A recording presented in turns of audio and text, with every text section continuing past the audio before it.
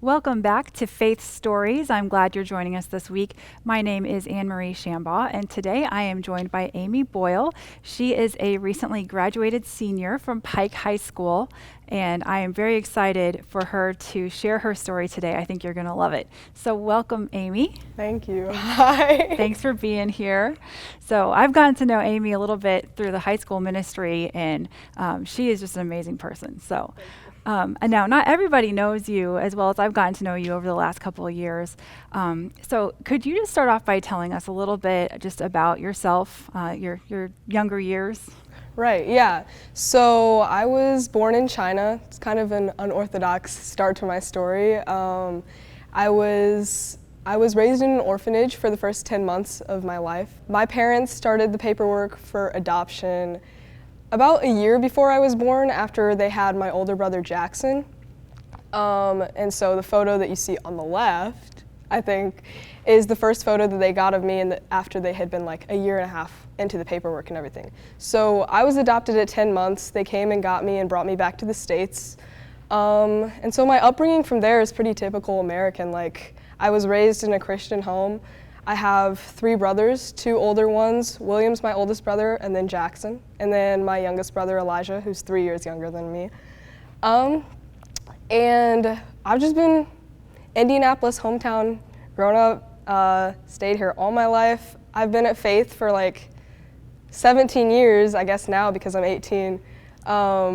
So yeah, I mean, it's definitely been an interesting childhood for me, growing up with the whole different dynamics of being adopted and everything, and having a family that's super introverted, with me being like more on the outgoing, extroverted side. So yeah. Yeah. So talk a little bit about that. So even within your family, you've felt a little out of place. I know you've kind of had that as a theme at certain times in your life. Can you just talk a little bit about that and what you went through? Right, so being adopted, and this is something I've gone over with my parents so many times recently and over the course of my life, has been a bit of a struggle for me growing up, and more often than not it would go unsaid because I didn't feel like I wanted to make my family like uncomfortable or something talking about it. But I've realized in recent years that it's good to have hard conversations like that. So I struggled to really find where I belonged, and this is a pretty universal problem. But I feel like I felt it more so than most being adopted, especially at home in my home life. But yeah, this displacement or feeling like I couldn't fit in was something that was prominent in school, in my community, at church here, and then in my home life. Just feeling sort of alienated, or feeling like part of me was different, part of me never fit in as much as I tried to. And there was one distinct moment that I can recall of like, I covered this with my mom and it was really emotional, and I told you. But I was swimming in like one of our friends' neighborhood pools, and I was like in the shallow end, and I don't know, my dumb self was trying to swim in 2 feet deep of water at 5 years old. And like my upper lip skimmed the bottom, and I started bleeding and I started crying. And my mom came over and put a Band-Aid on my upper lip, and then I remember the sensations, not necessarily the details so much, but the sensation of how I felt in that moment, and feeling like, wow, I feel so loved in this moment. But at the same time, on that car ride home, it was just looking around and seeing my brothers in the car and feeling like, do I really belong here? Like, how different would my life be had these 2 individuals not made the decision to adopt from China, so like 4 years ago at that point. And that was that, along with a few other moments that I've had throughout my life, have been things that have just stuck with me. Mm-hmm. Yeah, so that was really kind of the first time that it hit you at such a young age. Wow. Yeah.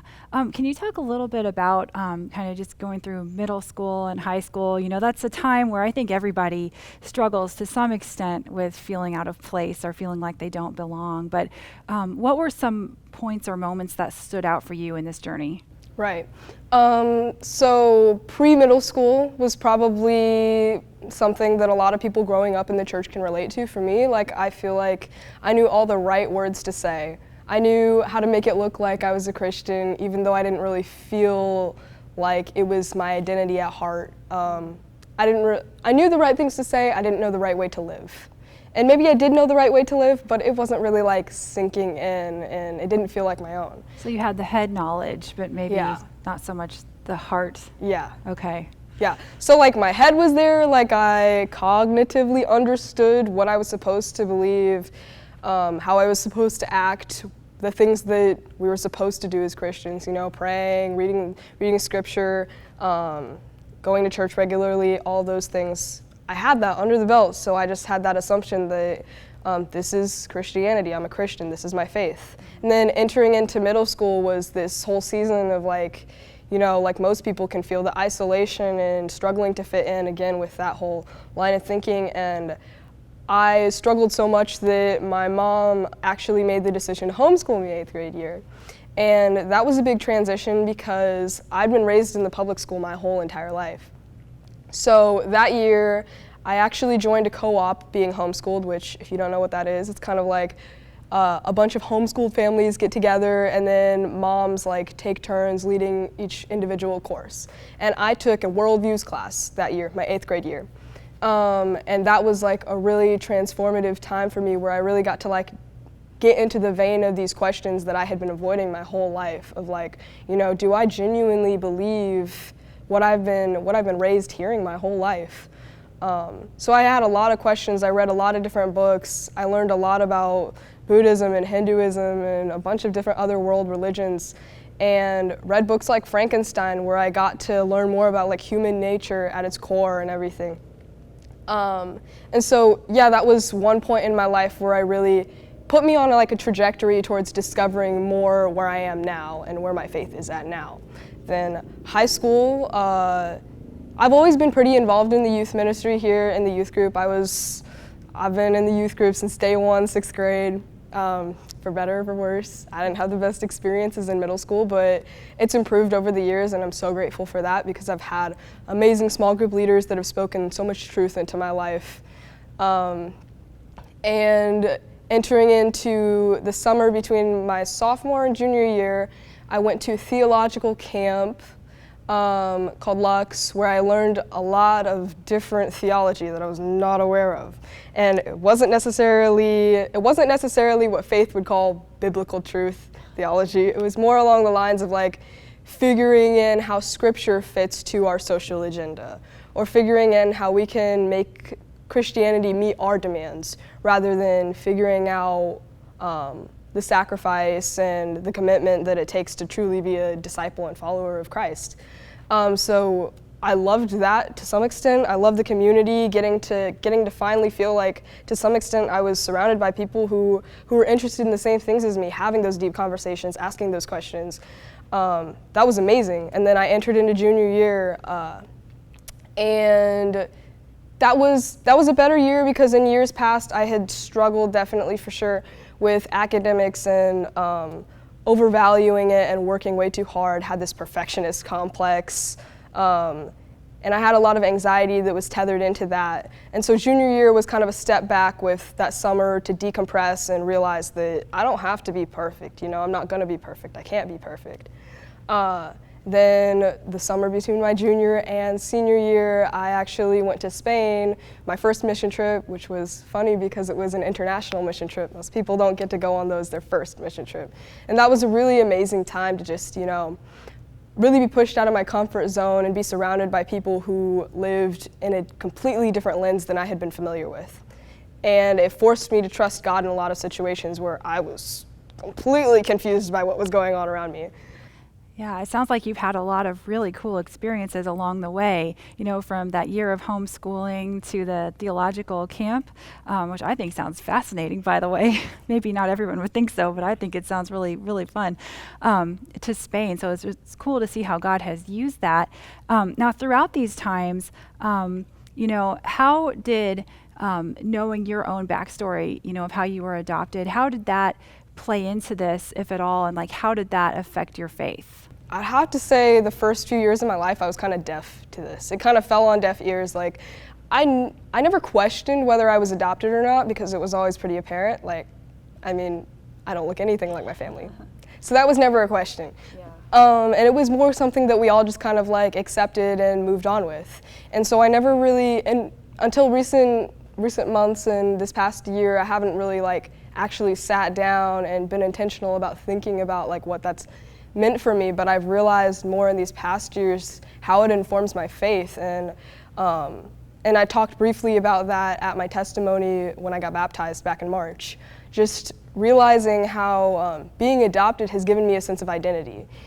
It's allowed me to better understand what it means to be a Christian in some senses, because I've been able to read scripture and understand what Paul's words mean when he's talking about how, you know, we've been adopted into the kingdom and it's through God's will that we're made children through Christ. So understanding more what that means and being able to really find a meaning and find worth and find a tethering in my identity as a child of God, as a daughter of God, rather than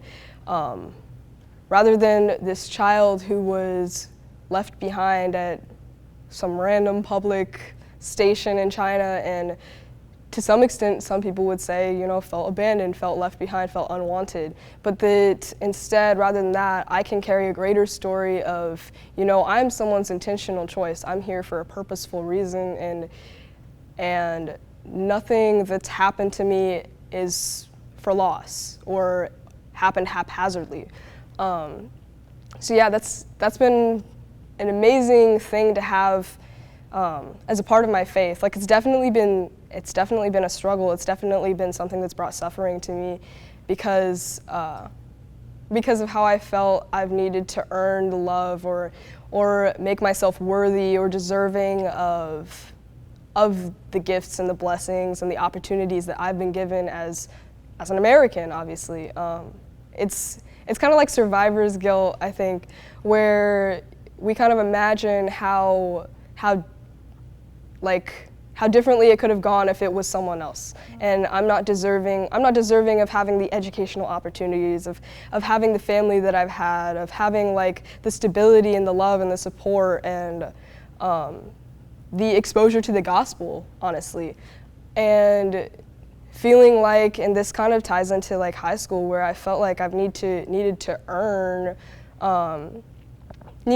my parents' love, or needed to earn the respect or the worthiness from other people, as though they could validate that when the only person who really can is God.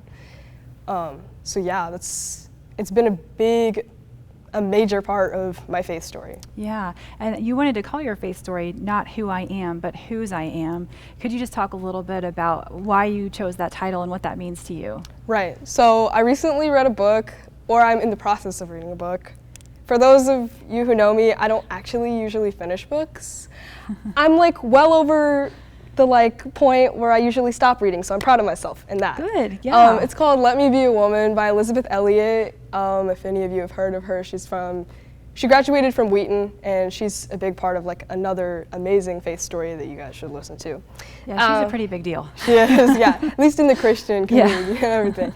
And so one of the subtitles or chapters in her book was not Who I Am, but Whose I Am, and just talking about identity and womanhood and who we are as individuals, but that me realizing in this whole process of trying to figure out who I am and where I belong, it's not about me. It's about something much greater than me. It's about the God who created me, and it's about the image that I bear rather than who I am. Like, I don't know,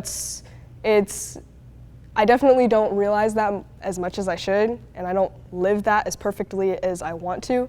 But this whole process of, you know, trying to intentionally live into the identity that I know I have.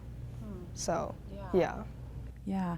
Now, you know, you talked a little bit about, you know, growing up at the church, and then, you know, middle school being a tough time, like I think it is for a lot of us, and then through high school, and you've just graduated from Pike, but this was certainly not the senior year you were expecting, no, I'm sure. Can you just talk a little bit about what it's been like to be a senior in the class of 2020? Yeah, so, I mean, I keep getting that question, like, by so many people. I'm sorry, I'm asking you again. No. I get that question by students who are my age, too, you know, what's your experience been like, just so we can, like, navigate this together and know that we're not alone in this. Yeah, it's been surreal, like it has been for most people, just kind of having this entire routine and schedule and like life that you've normally lived upended, thrown up into the air. Like, what am I gonna do now? So at first, I didn't take it seriously. You know, like March 17th was my last day of school, and I was just kind of like, you know, I got this email later in school, and it said, "Hey, we're not coming until like April." Whatever. It was like later in April. Like a month later. Yeah. Right. And I was like, whoa, this is crazy. Like, this is a joke, right? And then as time progressed, it just started to prove to be like a serious issue that you can't ignore, that you can't just shove under the rug. And so that just brought on a lot of grief, I guess, because I missed these hallmark high school experiences with prom, commencement, having senior week at my school, the camaraderie of, you know, actually spending time with your friends face to face, not having these Zoom calls that I was never a real big fan of. I don't think many of us are. Yeah, no. Doing all this like work online, that wasn't too much of a transition because I was homeschooled 8th grade year, so I understood how to work at my own pace, how to stay motivated in that sense. But yeah, like I didn't get to have closure. I didn't get to say goodbye. I didn't get to do, my high school experience definitely hasn't been what it's been for everybody who's come before me. And so, but on the flip side, there are some positive things to find in this situation. Like, it's given me a lot of room for growth, a lot of opportunities to really like rest, relearn like Sabbath, and relearn what it means to like take time for the things that truly matter in your life, rather than just building your life around this schedule of like waking up, showering, doing this, work, school, all these other things that I kind of just got lost in. And I didn't have time to breathe. I didn't have time to just sit there and like meditate and meditate in God's presence in my life, and meditate in how good He's been to me and how present He's been throughout my life. So that, and just my passion for reading and writing has been like reversionized, I guess. You have time now. Yeah, I have time now to like actually read books like by Elizabeth Elliot, and read books on a lot of just different books on how to improve myself and how to live life with more intentionality and how to enjoy things. Because what I hadn't realized is, you know, March 17th was that last day of school. Had we known that, there would have been so many more hugs, so many more tears, so many more laughs shared, so many more goodbyes that we never really got to experience together. Now the hugs thing, I guess, you know, with Corona and everything. Maybe it's good those didn't happen. Maybe it's good. I hear what you're saying. I mean, you had no idea this was going to be your last day for so many things, you know, that you had done that were just normal life, right? And yeah, I really feel for the class of 2020, because graduation is, you know, such a fun time, and to not have that experience, it just doesn't feel fair. Yeah. But I mean, like I'm trying to learn how to not be bitter about these things, because my life has been a series of, I guess that's not fair. Like, so I just need to learn how, you know, relearning that it's not about me. I mean, this virus is something that's happening to everyone. It's been a global crisis, a global pandemic. It's not something that is just happening to me. And that's not to say that I'm trying to diminish or discredit like the losses that I felt, but it's also good not to bask in it or wallow in it, but to realize that, you know, maybe there have been some good things about this. It's made me realize how much I love my family, how much I love spending time with them, even though they get on my nerves sometimes, as I'm sure I do for them as well. Because I'm pretty sure my parents are annoyed by how many conversations I've tried to have with them lately. But it's made me realize how much I love engaging with people in person, face to face, how much I love like going on walks outside and just enjoying the simple things, honestly. I love that. I love how you've seen the opportunity in this. I think you've handled it way better than I have. I'm inspired by you. Thanks for sharing that.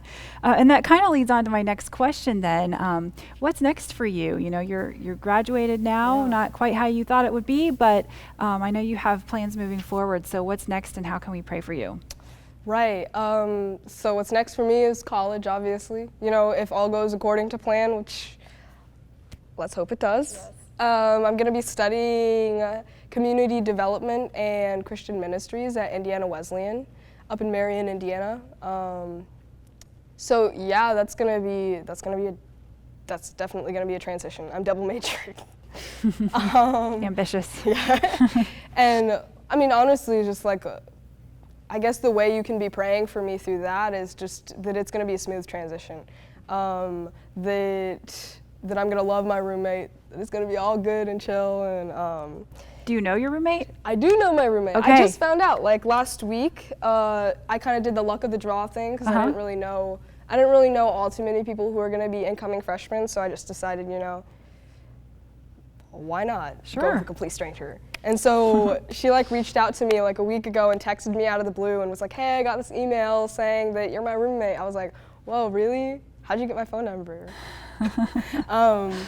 And so, yeah, I've gotten to know her over this past week, and it's been amazing to see, how things have worked together because we have so many similarities in the things that we're passionate about, the music that we listen to, liking long conversations, because you gotta like that if you're living with me, because if not, I'm sorry for you. Sounds like it's a good fit, though. Yeah, That's I'm awesome. looking forward to it. I'm super excited. I'm planning on meeting her at the tail end of this month because my family's going up north, whereas like it's near where she lives. We're going up to the Indiana Dunes to vacation for a little while.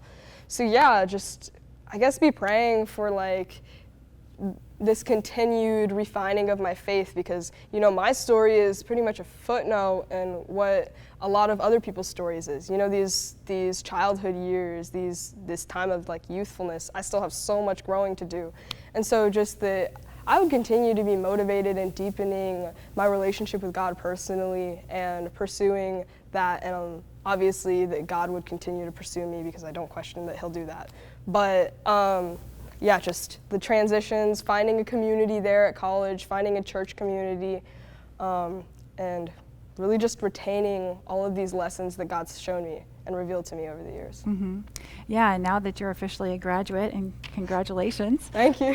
What advice do you have for the students who are younger than you that are still going through the process? Yeah. What words of wisdom can you share? I'll be honest, if I was someone who's younger than myself now watching this or listening to this and I wanted some advice, I guess it would mostly be bold.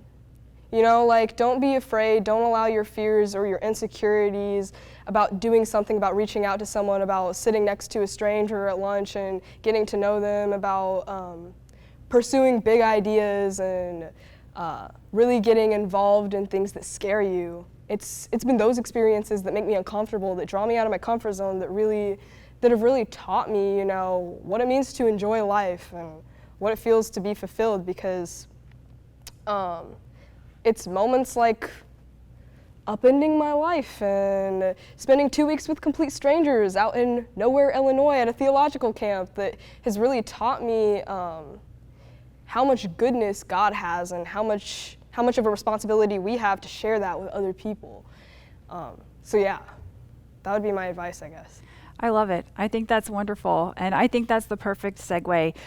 For next week, we'll be joined by Jolie Pinkston, and she's going to be speaking on comfort is the thief of growth, which is a lot of the advice you just gave, I think. Oh, wow. So, that's crazy. yes, you're totally on point. So thank you. Right. Thank you. Yes. Thanks again for sharing your time today. And I will hope that you will join us next week for another edition of Faith Stories.